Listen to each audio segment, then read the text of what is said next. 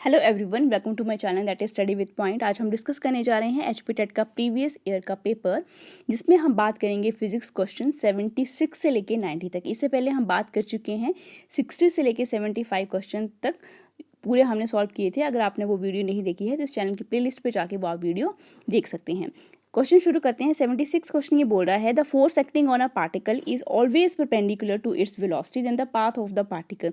अब बोला क्या गया है, क्वेश्चन बहुत सिंपली स्टेट पूछा गया है कि फोर्स जो है वो हमेशा always perpendicular to its velocity रहती है, तो पाथ क्या रहता है पार्टिकल का। अगर मैं आपको जनरल टर्म में बोलूँ कि मेरे पास ये क्या है, कोई बॉडी है और ये वेलोसिटी जो है इस तरफ मूव कर रही है और फोर्स जो है वो इस डायरेक्शन में लगा रहे हैं, तो यहाँ पे जो एंगल बनेगा वो 90 डिग्री बनेगा।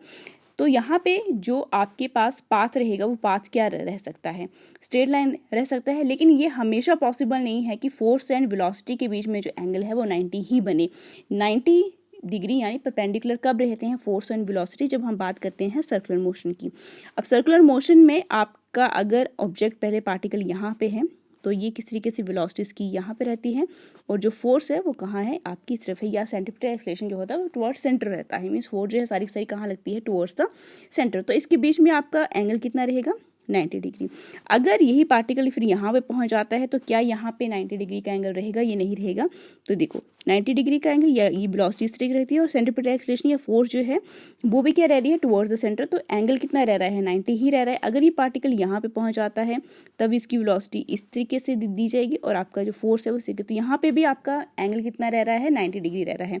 और अगर ये पार्टिकल आपका यहाँ पहुँच जाता है तो वेलोसिटी इस तरीके से दी जाएगी और फोर्स जो है वो इस तरीके से जाएगी। तो यहाँ पे भी जो एंगल है, आप देखो सर्कुलर मोशन में आपका फोर्स एंड वेलोसिटी जो है हमेशा परपेंडिकुलर रहते हैं, चाहे आपका पार्टिकल किसी भी लोकेशन में हो, राइट। तो ऑलवेज परपेंडिकुलर पूछा गया है, परपेंडिकुलर टू फोर्स हमेशा वेलोसिटी के परपेंडिकुलर रहती है। कौन से मोशन में, सर्कुलर मोशन में। तो ये पाथ भी क्या है आपका, ये पाथ आपको किस तरीके से दिख रहा है, सर्कुलर पाथ दिख रहा है। तो ऑप्शन नंबर ए जो है इस क्वेश्चन का सही आंसर है। इसके बाद बात करते हैं हम 77 क्वेश्चन की। The ratio of electric to gravitational force of interaction between two electron is about. आपसे सिंपली रेशो पूछा गया है इलेक्ट्रिक एंड ग्रेविटेशनल फोर्स के बीच में। तो सबसे पहले हम बात करते हैं इलेक्ट्रिक फोर्स की। इलेक्ट्रिक फोर्स दी जाती है के, जो कि आपका कांस्टेंट रहता है Q1 Q2 divided by r का स्क्वायर, क्योंकि इलेक्ट्रिक फोर्स जो होती है वो टू चार्जेस के बीच में होती है। तो अब ये चार्जेस कौन कौन से हैं, आपको बोला गया है इलेक्ट्रॉन के लिए। तो दोनों का इलेक्ट्रॉन का आपकी चार्जेस क्या रहते हैं, इक्वल रहते हैं। तो ये इक्वेशन क्या डिड्यूस हो जाएगी, Q square divided by r का स्क्वायर। अब नेक्स्ट में बात करती हूँ ग्रेविटेशनल फोर्स की। ग्रेविटेशनल फोर्स किसकी इक्वल होती है, जी, जो कि आपका ग्रेविटेशनल कांस्टेंट है। और जो ग्रेविटेशनल फोर्स होती है ये होती है between the two masses M1 M2 and square of the distance. अब ये मासेस क्या है, आपके टू इलेक्ट्रॉन्स हैं, तो मास क्या रहेंगे, इसके इक्वल रहेंगे। तो ये इक्वेशन क्या बन जाएगी, G M square divided by r का स्क्वायर। अब रेशो पूछा गया है FE डिवाइडेड बाय FG। ये वाली इक्वेशन पुट कर दोगे Q square divided by r का स्क्वायर, फिर FG के में ये पुट कर दोगे R square divided by G M का स्क्वायर। अब आर स्क्वायर से आर स्क्वायर कैंसिल आउट हो गया, तो आपके पास क्या बचा, K डिवाइडेड बाय G, ऊपर के आपके पास Q का स्क्वायर एंड M का स्क्वायर। अब इस क्वेश्चन को हमने सॉल्व करना है क्योंकि हमें बोला गया है टू इलेक्ट्रॉन्स के लिए निकालना है। तो यहाँ पे हम क्या लेंगे, Q इलेक्ट्रॉन का चार्ज लेंगे, मास किसका लेंगे, यहाँ पे हम इलेक्ट्रॉन का, और K क्या है यहाँ पे आपका ये कांस्टेंट है और आपका G भी यहाँ पे कांस्टेंट है। सारी वैल्यूज को पुट करोगे तो आप देखिए आपके पास K की वैल्यू होती है 9 × 10⁻⁹ और आपका जो चार्ज है वो किसका रहेगा, इलेक्ट्रॉन का रहेगा। तो वो किसके इक्वल आता है, आपका इलेक्ट्रॉन के लिए माइनस है, माइनस चार्ज होता है इलेक्ट्रॉन के ऊपर। 1.6 × 10⁻⁻19। अब इसका स्क्वायर है तो इसको स्क्वायर कर लेंगे, divided by gravitational constant 6.67 × 10⁻11 multiply with mass किसका है, इलेक्ट्रॉन का है, कितना है 9.1 × 10⁻31 और इसका भी क्या है, स्क्वायर है, राइट। इसका भी क्या कर देंगे, स्क्वायर कर देंगे। तो जब आप इन वैल्यू सबको कैलकुलेट करोगे तो ये वैल्यू आपके पास कैलकुलेट होकर आएगी 4.17 × 10⁻42। तो ये रेशो है। तो अब हमने देखना है कि ये कौन सा ऑप्शन जो है करेक्ट कर रहा है। 42 यहाँ पे है तो 4.17 आ रहा है, जो कि अप्रॉक्सीमेटली 4 भी ले सकते हैं। तो ऑप्शन नंबर डी जो है इस क्वेश्चन का सही आंसर है। इसके बाद बात करते हैं हम क्वेश्चन नंबर 78 की। A capacitor act as an infinite resistance for. अब देखिए जो कैपेसिटर है, कैपेसिटर क्या है, एक तरीके का डिवाइस है जो कि अपनी ही इलेक्ट्रिक फील्ड में इलेक्ट्रिक एनर्जी को क्या करता है, स्टोर करता है। अगर मैं बात करूं एसी सर्किट की, राइट, एसी सर्किट की बात कर लेती हूँ, तो ये स्टोरेज जो है वो कहाँ पे होती है। अब आपको पता है स्टोर जो कैपेसिटर एनर्जी जो स्टोर करेगा वो इसके प्लेट्स के ऊपर होती है, राइट। तो जब कैपेसिटर को कनेक्ट किया जाता है सर्किट में, तो चार्ज जो है पॉजिटिव टर्मिनल से कहाँ शिफ्ट हो जाता है, निगेटिव टर्मिनल तक, राइट। सारा का सारा पॉजिटिव चार्ज जो है जो प्लेट्स में है ये, राइट। तो ये जो है पॉजिटिव जो है सारा का सारा कहाँ चला जाएगा, आपके negative terminal of the plate. तो यहाँ से हमें क्या पता लग रहा है कि इस इलेक्ट्रिक सर्किट में, ये इलेक्ट्रिक सर्किट के साथ इसको कनेक्ट कर दो, तो यहाँ पे सर्किट में जो है करंट क्या हो रहा है, फ्लो हो रहा है। अगर मैं बात करूँ अब डीसी सर्किट की, डीसी सर्किट में क्या होता है, डीसी सर्किट में आपका कैपेसिटर जो होता है फुली चार्ज होता है। तो जो पोटेंशियल आपका डिफरेंस जो है, ये पॉजिटिव चार्ज है इस तरीके से और ये नेगेटिव है, और इसको आपने अब जो पोटेंशियल डिफरेंस जो होगा यहाँ पे across the, right, potential difference जो प्रोड्यूस्ड होगा वो किसकी इक्वल बन जाएगा, जो इस सोर्स का वोल्टेज है, जो सोर्स जितनी वोल्टेज दे रही है, मीन्स जो बीसी है, और जितना यहाँ पे प्रोड्यूस्ड हो रहा है, राइट। तो ये क्या बन जाते हैं, इक्वल बन जाते हैं। तो कैपेसिटर जो है अब किस तरीके से काम करेगा, एक तरीके का ओपन सर्किट बन जाएगा। ये ओपन सर्किट का मतलब क्या है कि कोई भी चार्ज जो है, नो मोर फ्लो, जब ये आप बीसी जो है ये वोल्टेज की सोर्स है और यहाँ पे जो पोटेंशियल डिफरेंस है जब इक्वल बन जाते हैं, तो कोई और जो no more flow of charge जो है इस सर्किट में यहाँ पे क्रॉस करेगा। तो मैं दूसरे वर्ड्स में ये कह सकती हूँ कि अब जो आपका जो कैपेसिटर है, दिस मच कैपेसिटर जो है, ये क्या हो चुका है, फुली चार्ज हो चुका है। फुली चार्ज होने का मतलब क्या है कि अब कैपेसिटर जो है एक्ट करेगा एज एन इनफाइनाइट रेजिस्टेंस, और आप जितना मर्जी यहाँ से करंट पास कराओ, ये यहाँ पे जो है करंट पास नहीं होता। तो यहाँ पे क्या है, इनफाइनाइट रेजिस्टेंस क्रिएट हो चुकी है, और वो किस केस के लिए हो रही है, डीसी के लिए। तो आपका जो ऑप्शन नंबर ए है वो क्या रहेगा, यहाँ पे सही रहेगा। इसके बाद बात करते हैं हम 79 क्वेश्चन की। 79 क्वेश्चन ये बोलता है कि according to the Hooke's law of elasticity, if stress is increase the ratio of stress to strain क्या रहता है। तो according to the Hooke's law क्या, बहुत सिंपल सा है ये कि जो स्ट्रेस है आपका वो किसके प्रोपोर्शनल होता है, स्ट्रेन की। अगर आपका स्ट्रेस जो है वो इंक्रीज हो रहा है तो स्ट्रेन भी क्या होगा, उतने ही अमाउंट से क्या रहेगा, आपका चेंज होगा। अगर ये डिक्रीज होगा तो ये भी उतने ही अमाउंट से डिक्रीज होगा। और यहाँ पे प्रोपोर्शनलिटी का सिंबल अगर हम हटा देते हैं तो आपका जो स्ट्रेस है वो किसके इक्वल बन जाता है, गामा इंटू स्ट्रेन। तो गामा यहाँ पे क्या है, कांस्टेंट है। कांस्टेंट मीन्स आपका यंग मॉडुलस है ये, तो ये क्या बन जाता है, यहाँ पे कांस्टेंट बन जाता है। तो ऑप्शन नंबर डी जो है वो क्या रहेगा, इस क्वेश्चन का सही आंसर रहेगा। अब बात करते हैं क्वेश्चन नंबर 80 की। Spokes are used in the cycle wheel की। स्पोक्स जो होती हैं आपकी, ये साइकिल है, ये स्पोक्स जो लगी होती हैं इसमें, ये क्यों लगी होती हैं, क्यों यूज़ की जाती हैं। तो ये स्पोक्स इसलिए इंट्रोड्यूस की जाती हैं because they increase the moment of inertia of the wheels. अब जब भी आप क्या करो, आपकी बाइसिकल है और ये आपका क्या है, व्हील है, जब भी व्हील्स कोई भी क्या करते हैं, एक्सपीरियंस यानी अपोजिशन, आपने अगर इसकी पोजीशन को, अपने साइकिल की पोजीशन को थोड़ा चेंज करना है, तो by increasing the moment of inertia आपको बाइसिकल में क्या देखने को मिलता है, एक स्टेडी एंड स्मूथ मोशन देखने को मिलता है। और ये किस वजह से होता है, ड्यू टू दिस स्पोक्स, क्योंकि इन्होंने क्या कर दिया है, मोमेंट ऑफ इनर्शिया को इंक्रीज कर दिया है। तो ऑप्शन नंबर बी जो है, to increase the moment of inertia, इस क्वेश्चन का सही आंसर है। इसके बाद बात करते हैं हम, if the mass of a body is m on the surface of earth then the mass of the same body on the moon will be। अब देखो यहाँ पे सिंपली बोला गया है, मास की बात हो रही है। तो देखो मास जो है किसी बॉडी का वो क्या रहता है, कांस्टेंट रहता है, ठीक है। वेट जो है वो क्या है, मास क्या है, एक तरीके की कांस्टेंट क्वांटिटी है। और जो आपका वेट होता है mg, जी क्या है यहाँ पे, एक्सेलरेशन ड्यू टू ग्रेविटी है, जो कि क्या करती है, इंक्रीज या डिक्रीज कर सकती है, राइट। तो आपका मास जो है कांस्टेंट है, वेट क्या है, वेरिएबल क्वांटिटी है। तो मास जितना आपका सरफेस ऑफ अर्थ पे रहेगा उतना ही मास आपको कहाँ देखने को मिलेगा, मून के ऊपर देखने को मिलेगा। अगर अब यहाँ पे वेट पूछा जाता है तो वेट क्या होता है, मून के ऊपर 1/6 जो है, जितना वेट आपका कहाँ पे होता है, अर्थ के ऊपर होता है, वेट ऑन द मून। तो ये 1/6 बन जाता है। लेकिन यहाँ पे सिर्फ बात हो रही है यहाँ पे मास की, तो मास क्या रहता है, कांस्टेंट रहता है। तो ऑप्शन नंबर ए जो है वो इसका सही आंसर है। इसके बाद बात करते हैं हम 82 क्वेश्चन की। 82 क्वेश्चन ये बोला गया है कि आपने मैच करने हैं कॉलम्स। अब रेन ड्रॉप्स जो हैं आपका जो 1 है मैच करेंगे। Rain drops are spherical. अब रेन ड्रॉप्स जो होती हैं वो स्फेरिकल आपको पता है due to the surface tension होती है, तो किसके साथ मैच हो रहा है, ये डी के साथ, राइट।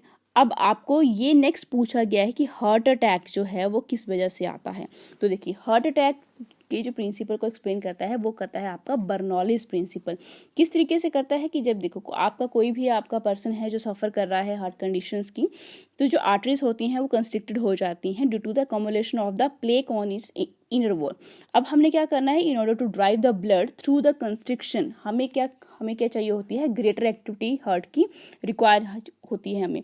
तो जो स्पीड है फ्लो ऑफ ब्लड की उस रीजन में वो क्या कर दी जाती है, थोड़ी सी रेज कर दी जाती है, राइट, रेज कर दी जाती है, जो कि क्या करती है, लोअर द प्रेशर इनसाइड, जो कि इस रीजन में जो आपका जो प्रेशर बन रहा है आपका क्या हो रहा है वो थोड़ा सा लोअर हो जाता है। एंड द आर्टरी क्या होती हैं, आर्टरीज क्या करती हैं, मे कोलैप्स कर जाती हैं ड्यू टू द एक्सटर्नल, क्योंकि एक्सटर्नल में भी क्या लग रहा है, प्रेशर लग रहा है, और इनसाइड प्रेशर क्या हो रहा है, इंक्रीज हो रहा है, राइट। तो हार्ट अटैक जो है फिर क्या करता है, एक्सर्ट, जो हार्ट है हमारा वो एक्सर्ट करता है फर्दर प्रेशर। क्यों, क्योंकि उसने इन आर्टरीज को क्या करना है, ओपन करना है और फोर्स करना है ब्लड को कि ब्लड जो है आसानी से क्या हो, पास हो।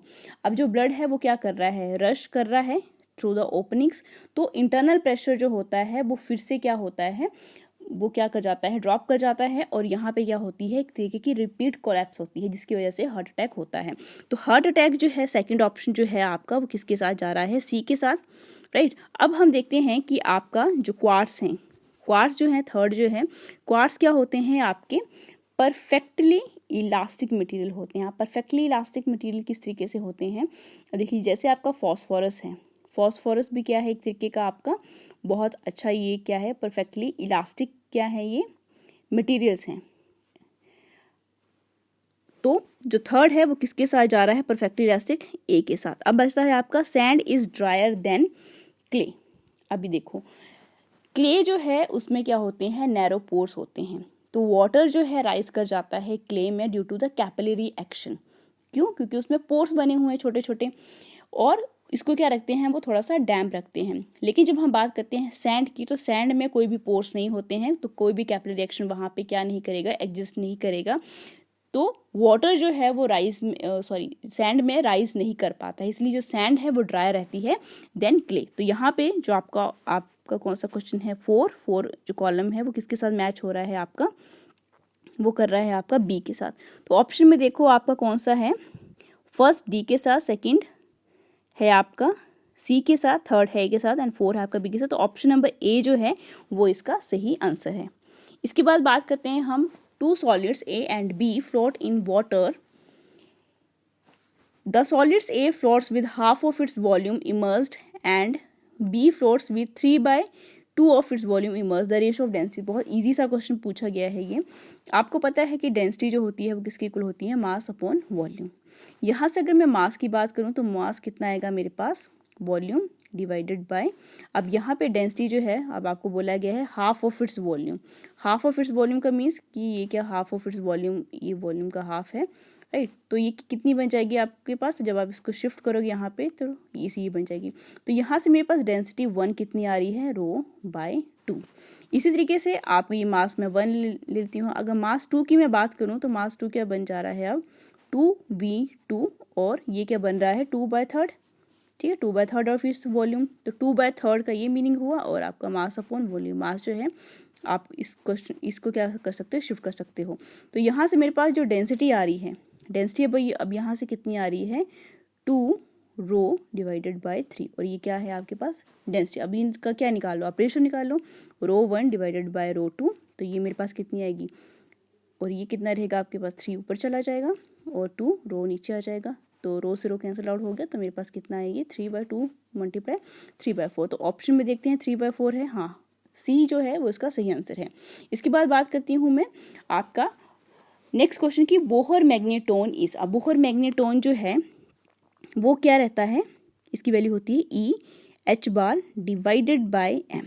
अब यहाँ पे जो H है, H की वैल्यू होती है H/2 पाई। तो जब मैं इस वैल्यू को यहाँ पे पुट करूँगी तो मेरे पास ये कितनी आएगी, EH 2 पाई और m ऑलरेडी है, तो EH divided by 2 pi m, जो कि ऑप्शन नंबर ए है इसका सही आंसर। इसके बाद बात करती हूँ मैं 85 क्वेश्चन की। आपको बोला गया है ऑप्टिकल फाइबर्स आर रिलेटेड भी, तो बहुत इजी सा क्वेश्चन है, कम्युनिकेशन के साथ इसका सीधा सा रिलेशनशिप है। नेक्स्ट क्वेश्चन है, a man goes 100 metre towards north then 20 metre towards east, the displacement of the man is. बहुत सिंपल सा क्वेश्चन है, डिस्टेंस के क्वेश्चन। ये नॉर्थ डायरेक्शन है, ईस्ट है, ये क्या है, वेस्ट है और ये साउथ है। बोला गया है कि आपका 10 मीटर पहले कहाँ जाता है, नॉर्थ डायरेक्शन में, फिर वो 10 मीटर कहाँ जाता है, 20 मीटर जो है वो कहाँ जाता है, ईस्ट में। तो डिस्प्लेसमेंट क्या हुई, ये आपकी डिस्प्लेसमेंट हो गई है। तो डिस्प्लेसमेंट किस तरीके से निकलेगी, इसका स्क्वायर कर दो, इसका स्क्वायर कर दो, आप क्या कर ले लो, वैल्यूज कैलकुलेट कर लो। तो आपके पास जो डिस्प्लेसमेंट आएगी, डिस्प्लेसमेंट को मैं सिंपली डी से डिनोट करती हूँ। तो 10 का स्क्वायर, ये पाइथागोरस की थ्योरम लगाई है, 20 का स्क्वायर, तो ये कितना बनेगा आपके पास 100 प्लस 400, और ये आएगा मेरे पास √500, तो ये कितना बन रहा है 10 √5। √5 की वैल्यू कितनी रहती है यहाँ पे, जब मैं कैलकुलेट करूँगी तो इसकी वैल्यू आएगी 2.25। तो दोनों को जो मैं मल्टीप्लाई करूँगी तो ये मेरे पास बनेगा 22.5 मीटर। क्योंकि डिस्प्लेसमेंट की बात कर रहे हैं तो यूनिट्स क्या रहेंगे, मीटर। तो हम ऑप्शन में देखते हैं option number 22.2, option number A जो है वो इसका सही आंसर है। इसके बाद बात करती हूँ मैं 87 क्वेश्चन की। आपको ये बोला गया है कि modulus of a plus b vector is equal to modulus of a minus b vector, the angle between a and b is. बहुत सिंपल सा क्वेश्चन है, देखो a vector plus b vector जो कि इक्वल है modulus of a vector minus of b vector. अब इनको मैं अगर स्क्वायर कर दूं, दोनों का क्या कर दो, स्क्वायर कर दो, तो स्क्वायर करने से क्या होगा, मेरे पास यहाँ पे क्या आ जाएगा, इसका स्क्वायर करेंगे, ये क्या बनेगा, मॉडुलस ऑफ a का square plus modulus of b का स्क्वायर प्लस 2ab। इसी तरीके से दूसरी तरफ भी क्या रहेगा, a मॉडुलस का स्क्वायर प्लस b मॉडुलस का स्क्वायर, और यहाँ पे माइनस है, -2ab। तो यहाँ से जो ये वाली क्वांटिटीज हैं ये कैंसिल हो जाएगी, तो मेरे पास कितना बच रहा है, 2a vector and b vector which is equal to 0। तो इसको अगर फर्दर सॉल्व करूंगी, a डॉट b वेक्टर क्या रह रहा है, 0। तो इसका क्या मतलब रह रहा है कि a वेक्टर जो है वो परपेंडिकुलर है b वेक्टर के। तो परपेंडिकुलर कब होता है कि जब आपका एंगल जो होता है वो किसके इक्वल होता है, 90 डिग्री। तो यहाँ पे आपका ऑप्शन नंबर सी जो है वो इसका सही आंसर है। इसके बाद बात करती हूँ मैं क्वेश्चन नंबर 88 की, जो कि बोल रहा है which of the following determines the nature of path followed by the particle. की नेचर जो है किसी भी पार्टिकल का, पाथ का किस तरीके से पता लगता है हमें। तो देखो अगर कोई ऑब्जेक्ट है ये, और ये यहाँ पे जा रहा है कितनी वेलोसिटी के साथ, ठीक है, कोई भी पार्टिकल कितनी वेलोसिटी के साथ जा रहा है और कितने टाइम के लिए जा रहा है, ठीक है। तो वेलोसिटी जो है कितने पर्टिकुलर टाइम के लिए वहाँ पे जा रहा है। तो ये क्वांटिटी क्या बताती है आपको, एक्सेलरेशन बताती है, कोई पार्टिकल कितना मूव कर रहा है कितनी वेलोसिटी के साथ और किस रेट के साथ। तो वो क्वांटिटी क्या कहलाती है, आपका एक्सेलरेशन। और यही क्या बताती है कि उसका पार्टिकल का पाथ क्या रहेगा। तो ऑप्शन नंबर सी जो है acceleration is the right answer. अब बात करती हूँ 89 क्वेश्चन की। When a particle moves first half of the distance at a speed of v1 and second half of distance at speed v2 then v average आपको निकालना है। बहुत simple सा क्वेश्चन है। देखिए आपको क्या बोला गया है, आपको डिस्टेंस निकालनी है। अब आपको बोला गया है कि सपोज मैं मान लेती हूँ कि फर्स्ट हाफ में जो आपकी डिस्टेंस आई है वो आई है आपके पास d, और उसके लिए वेलोसिटी कितनी है आपको दी गई है, आपको v1, और दूसरे के लिए आपके पास जो डिस्टेंस है वो इक्वल ही रहेगी और वेलोसिटी कितनी है, v2 है। अब इनका मैं दोनों का क्या ले लूँ, एलसीएम ले लूँ, तो मेरे पास कितना आएगा, d कॉमन है, v1 प्लस v2 एंड, और ये क्या हो जाएगा v1 इंटू v2। अब आपको निकालना क्या है, आपको निकालना है एवरेज स्पीड निकालनी है, एवरेज वेलोसिटी निकालनी है। तो वो किसके इक्वल होती है, total distance divided by total time. तो टोटल डिस्टेंस d है और दूसरे इसमें भी फर्स्ट हाफ में भी ये हो रही है, सेकंड हाफ में भी हो रही है। तो d plus D that is equal to 2d divided by total time. Total time ये आ रहा है आपका, ये टाइम के लिए फॉर्मूला होता है ना, डिस्टेंस डिवाइडेड बाय, क्यों, वेलोसिटी जो है डिस्टेंस बाय टाइम। तो टाइम किसके इक्वल हो जाएगा जब शिफ्ट करेंगे, s divided by b। s कितना है, डिस्टेंस d है और वेलोसिटी v1 है, इस तरीके से। अब देखिए डिवाइडेड बाय, और ये क्या है आपके पास टाइम, ये कैलकुलेट किया है, तो d V1 plus V2 divided by V1 into B2। तो D से D कैंसल हो गया 2 और ये जो है ऊपर शिफ्ट हो गया V1 into B2 divided by V1 plus V2। तो देखते हैं ऑप्शन में ये है 2V1 2 इंटू V1। तो आपके पास ऑप्शन नंबर ए जो है वो इसका सही आंसर है। इसके बाद बात करते हैं लास्ट क्वेश्चन की, the reason of shining of air bubble in the water is, ये बहुत सिंपल सा क्वेश्चन है, that is total internal reflection. So this is all for today. Like, share, and subscribe for more videos.